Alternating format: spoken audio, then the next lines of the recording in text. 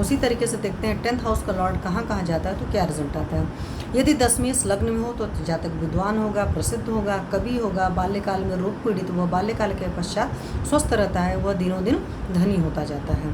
यदि 10 मेष द्वितीय भाव में हो तो जातक धनी, गुणवान, राजा से सम्मानित, पराक्रमी व पिता व कुटुंबी जनों से सुख भोगने वाला होता है। ये भी बहुत अच्छी पोषण है।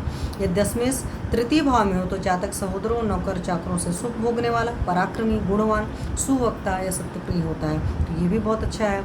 10 मेष चतुर्थ भाव में हो तो जातक प्रसन्नचित्त, मातृभक्त, गुणवान, धनी तथा वाहन और जमीन जायदाद के सुख से युक्त होता है। यदि 10 मेष पंचम भाव में हो तो जातक विभिन्न विद्या पारंगत, प्रसन्नचित्त, धनी व पुत्रयुक्त होता है।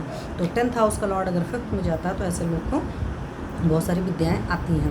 यदि 10 मेष छठे भाव में हो तो जातक पितृ सुख से वंचित रहता है, यद्यपि वह कर्म निपुण होता है परंतु धनहीन व शत्रु पीड़ित रहता है। यदि 10 मेष सप्तम भाव में हो तो जातक पत्नी से सुखी, बुद्धिमान, गुणवान, बोलने में निपुण, सत्यवादी व धार्मिक होता है।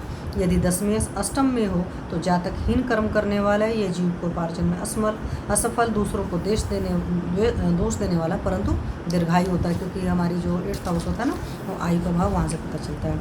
यदि 10 मेष नवम भाव में हो तो जातक राजवंश से होकर राजा बनता है।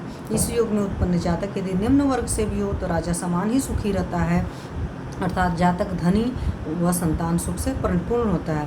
यदि 10 मेष दसम भाव में हो तो जातक बहुकार्य निपुण, साहसी, सत्यवक्ता व बड़ों का सम्मान करने वाला होता है। यदि 10 मेष एकादश भाव में हो तो जातक धन, पुत्र व सुखयुक्त होता है, वह सदैव सत्यप्रिय, गुणवान व हर्षयुक्त रहता है।